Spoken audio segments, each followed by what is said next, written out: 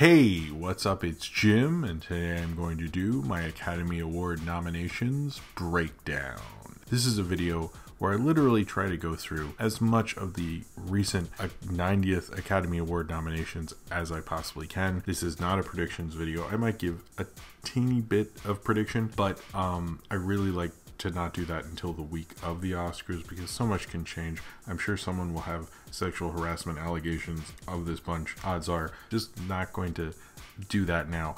But what I do is kind of just go through kind of the statistics of each category, who's been nominated before, the history of the category, things like that. I research each of these categories. So if you do not want to watch me talk about literally almost everyone except for the shorts, although I will say Kobe Bryant was nominated. It's the first time an NBA player has been nominated for an Oscar for Best Animated Short for Dear Basketball. Go in the description of this video and there will be timestamps in each of the things, so you can, if you just want to see me talk about big categories, you can just skip to that, or you can just bump around and go all throughout, or you can hear me talk about literally all these categories and impress your friends, or just feel smarter, or don't. I don't know. But I think the nominations were surprising in some regards. I don't think they were perfect. Often when I say anything good about the Oscars, people always point out most of the negative things that I will bring up. Also, I'm going to be talking about animated feature first, so we'll get to that when I get to it. I think it's cool that Guillermo del Toro's The Shape of Water got nominated, because not only because Guillermo del Toro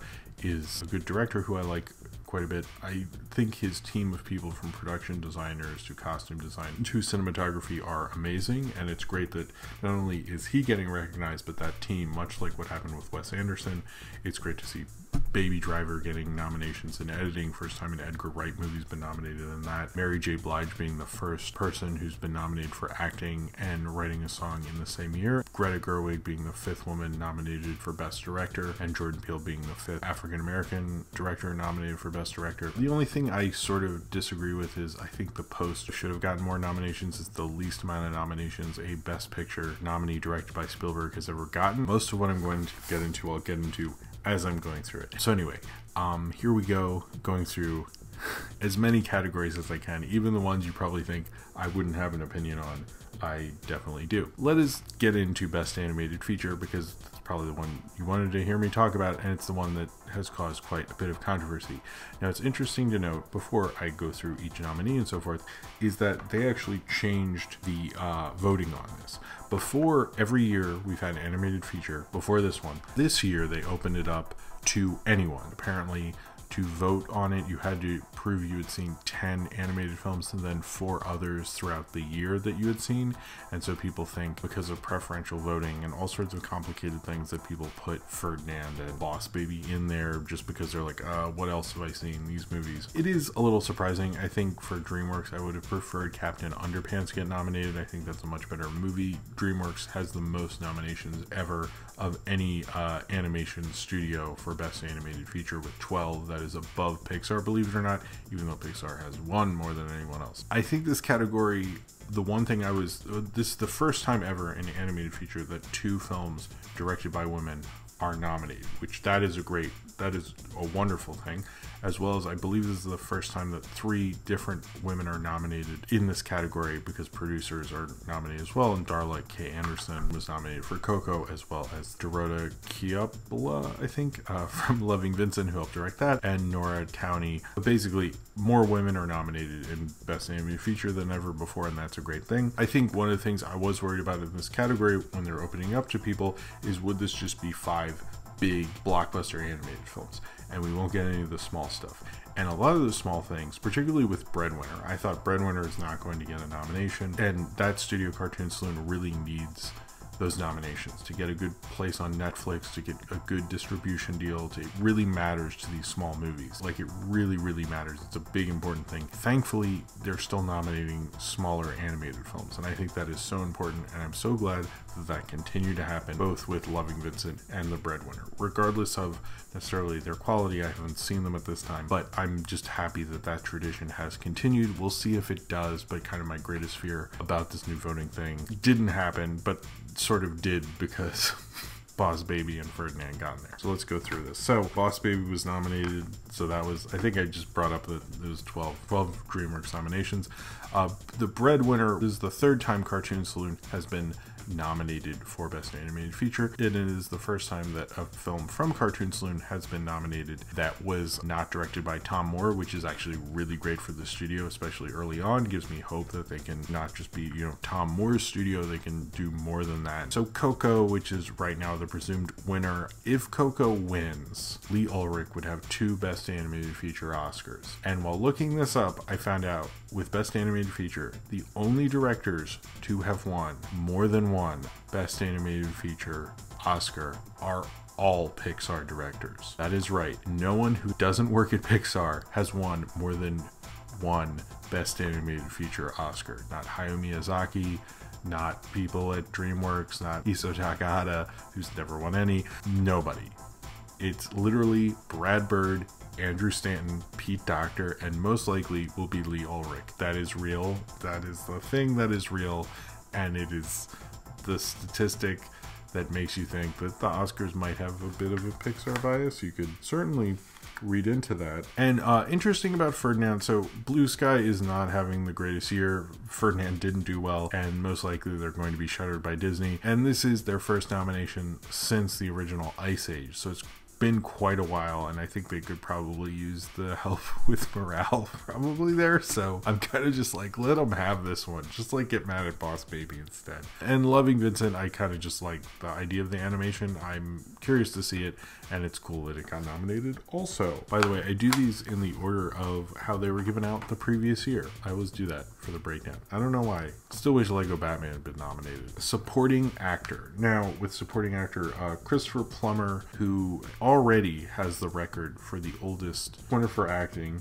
ever in supporting actor, also is actually now the oldest nominee for acting, and it is his 3rd nomination. He is 88. There's a lot of older nominees this year. Richard Jenkins, who's also nominated. This is his 2nd nomination, 1st in supporting. You have Sam Rockwell, who's finally getting nominated for something, and he's a great actor, so that's wonderful. This is Willem Dafoe's 3rd nomination, 3rd in this category as well. It is Woody Harrelson's 3rd nomination, is his 2nd in supporting, and Dafoe and Christopher Plummer are tied for 2nd place with most nominations for supporting actor. There's like a lot of people there, so it's probably not as interesting. Makeup and hairstyling, Victor and Abdul got a nomination, then the Wonder did also. Alright, so best costume design is interesting in that Phantom Thread, I think much deserved. Victor and Abdul getting in there. Victoria and Abdul. I said Victor and Abdul.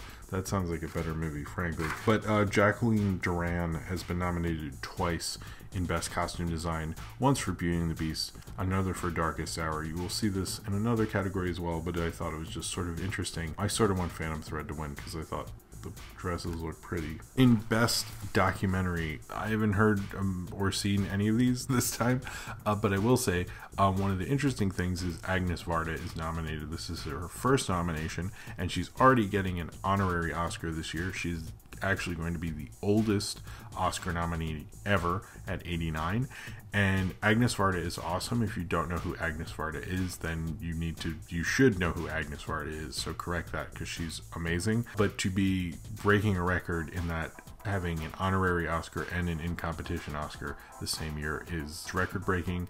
Being the oldest nominee, finally getting a nomination, and she frankly said she doesn't care, and that's why Agnes Varda is awesome. Best sound editing and mixing, the coolest thing about those which are Star Wars: The Last Jedi, The Shape of Water, Dunkirk, Blade Runner 2049, and then Baby Driver. I'm really happy Baby Driver got sound nominations. I think it's well deserved, and I like Edgar Wright. He is an amazing team, and much like Del Toro, who and with his group of people, and with Shape of Water getting sound mixing and sound editing nominations as well, I think it is very well deserved. And I thought the sound in Blade Runner was cool. These are all actually good nominees. Usually when they pick like big blockbusters, it's just like there was an explosion and it was loud, so I nominated it. But like Last Jedi has good sound, Dunkirk has good sound. So this is actually one of the better sound categories I've seen in a while. I actually give a shit about the sound categories, believe it or not. But I think it is awesome that Baby Driver got 2 of those. Best Supporting Actress. So here's the thing with Best Supporting Actress. There's a lot of people in here I like, but there's not much history to it because literally Leslie Manville, Laurie Metcalf, Allison Janney, and Mary J. Blige this is their first nomination. Mary J. Blige, I already talked about, she's nominated for acting and best song, and that's history making. And Mary J. Blige is generally an awesome person. Most of these people are awesome, frankly. And then there's Octavia Spencer. This is her third nomination. She's obviously won in this category before. She is the most nominated African American actress who got nominations after she already won the Oscar, which is history making in itself. And I actually realized that all of her films that she's been nominated for acting in have all been nominated for Best Picture and all take place in the 60s. I don't know what that says about how her persona has shaped through her films, but you could definitely read into that shit. Also, it's awesome. I love Laurie Metcalf, so I'm just really would like that to happen. I don't really know much about the foreign films this year, but there's one from Lebanon, one from Chile, one from Russia, one from Hungary, and another from Sweden. One's The Square, that's one from Sweden, which I probably should see. Best Production Design, we have another 2 repeats in this one, much like in Best Costume Design, which makes me think the crews of Beauty and the Beast and Darkest Hour were like super similar. Those are Sarah Greenwood, who was the production designer, and then the set decoration was done by Katie Spencer, both Beauty and the Beast and Darkest Hour. A lot of times when that happens, they kind of cancel each other out vote-wise because they're like the same person and they're twice in it and stuff. Although I think Blade Runner 2049 deserves some of that, and so does Shape of Water, so we'll see. So I guess 3 people are nominated twice in 2 categories would be the accurate description of what's going on there. Let's go to Best Visual Effects. One of the nominees is War of the Planet of the Apes. I think Planet of the Apes, the newer films, although the original Planet of the Apes got basically a special Oscar for its special effects. Best Visual Effects for the newer trilogy, they have never won, which is frankly fucking ridiculous. A lot of people feel like it's time, and since they didn't give Andy Serkis a supporting actor nomination, but I think a lot of people feel like they should win. We'll see. That might not happen for, you know, if Blade Runner 2049 wins too many of these things, but I think there's a lot of feeling with that. Star Wars The Last Jedi usually gets nominated. I feel like there's always a slot for a Star Wars movie in visual effects because of the history. It's sort of interesting that a Planet of the Apes movie, which has a lot of history with the visual effects category, and a Star Wars movie are kind of duking it out. I thought it was cool to see Kong Skull Island in there, and then Marvel movies seem to always get a nomination in Best Visual Effects now, and Guardians of the Galaxy 2, I think it's well deserved, although it's sort of interesting. I sort of thought Shape of Water would just get one of these, but when thinking about all of these films like Blade Runner or Guardians or Kong Skull Island or Last Jedi or even War of the Planet of the Apes, I think all of them have superior visual effects to those, to Shape of Water, so I think it sort of makes sense. So Best Editing, a lot of people were surprised that I, Tonya got in here. I was surprised 3 Billboards got in there, but I think the ones we can all agree on is Baby Driver, which is the first time an Edgar Wright movie has been nominated for Best Editing, and it's about damn time. I think it is cool. This is the one nomination I'm very happy with, I think, and the editing in Baby Driver was really good, I think, although I think it's probably between Dunkirk and Shape of Water. Tanya's just, that person should just be happy they got a nomination, and 3 Billboards, I don't know what the fuck that's about. So Best Cinematography. Well, first off, the first time ever in the Best Cinematography category, a woman cinematographer, a female cinematographer has been nominated. That would be Rachel Morrison for Mudbound. I think that is amazing, and frankly fucking finally. I've known about that for a while. I think I've brought that up in these videos before, and I think it is frankly ridiculous they didn't do it sooner. She's also has shot Black Panther, which is coming out soon, so I think this is going to be a pretty epic year for her. But also, you know, this is I think it's been presumed to be Roger Deakins' year, and it's his 14th nomination, although apparently there's a DP, Charles Lang, has 18, although he did win once.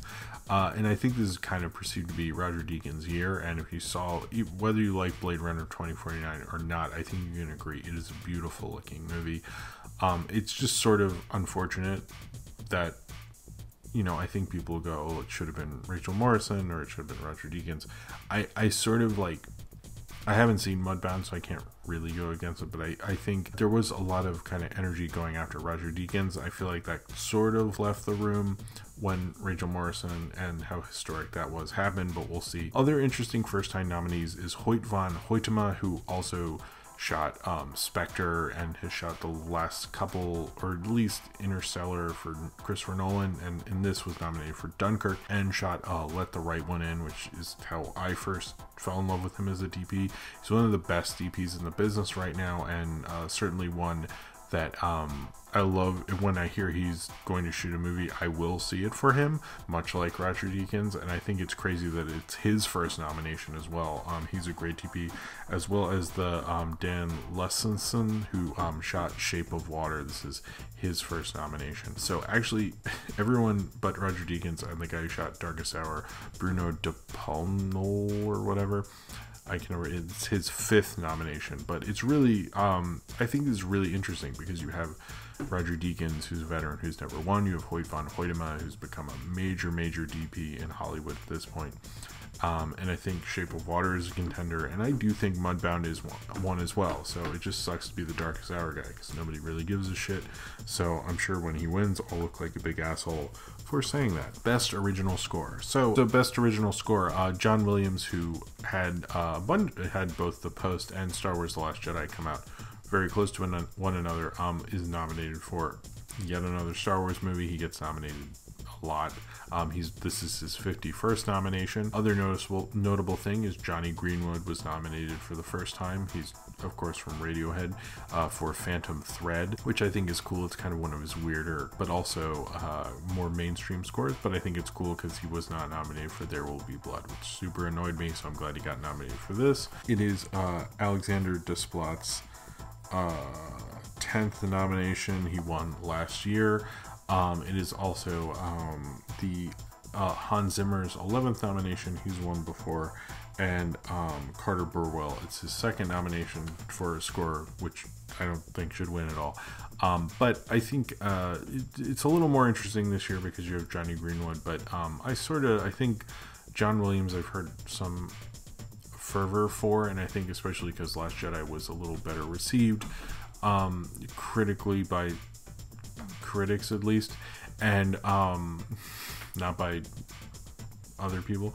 And The Post, I think, sort of helps him. I sort of feel like maybe this is another John Williams year, and especially because he has the 2nd most nominations in Academy history, the first being Walt Disney with 59, and since he is getting up there, and it doesn't look like after Episode 9 he's going to be doing any more of these Star Wars movies, they might want to do it, or they could wait for Episode 9, which is also fairly plausible. Best Original Song. Of course, first off, you have Mary J. Blige with her song Mighty River, which is written by Raphael Sadiq, who is in Tony, Tony, Tony, and Tora Stinson. It is all of their first nominations. It is also Sufjan Stevens, I guess, his first nomination for Mystery of Love from Call Me By Your Name. Then you get into like Marshall, which I think we all forgot happened. So by the way, Common's real name is Lonnie Lynn, which is a cool name. Why would you change that?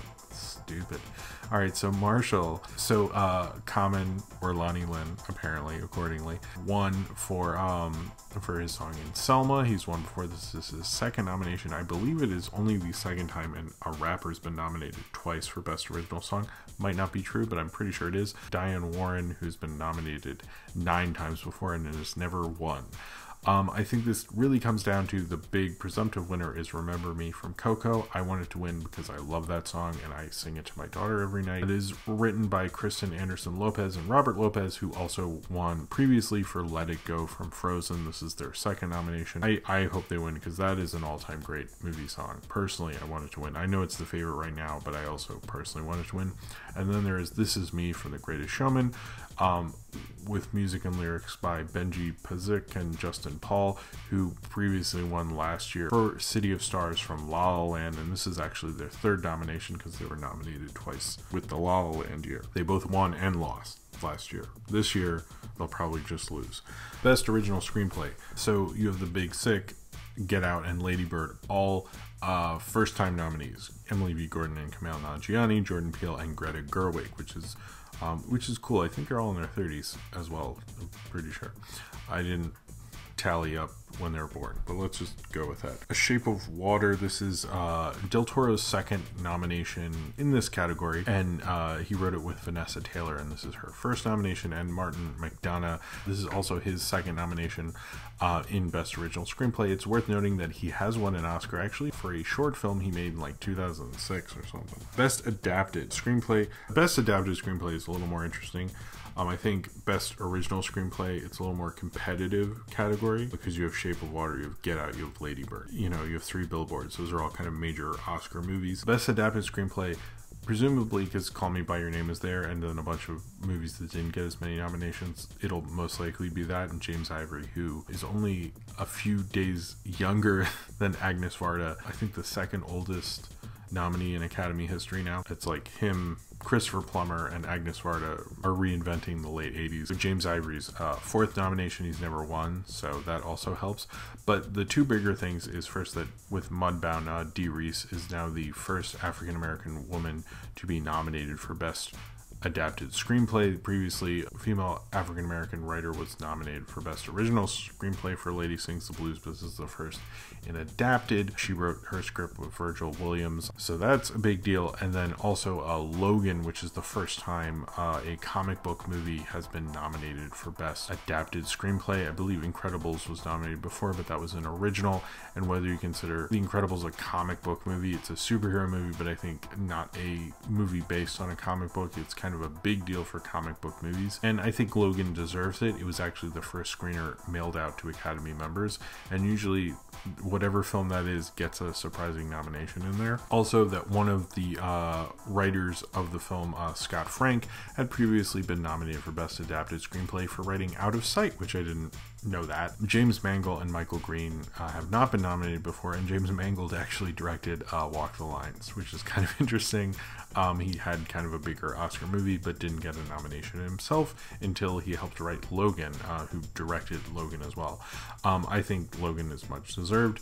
Also nominated is Disaster Artist, and those guys are newer to have not been nominated before. I think it is Tommy Wiseau's only chance at going to the Oscars, but I still feel like that won't happen. And then there's Molly's Game, which is written by Aaron Sorkin. This is his third nomination. He has won before. So, with Best Director, we have, this is another interesting category.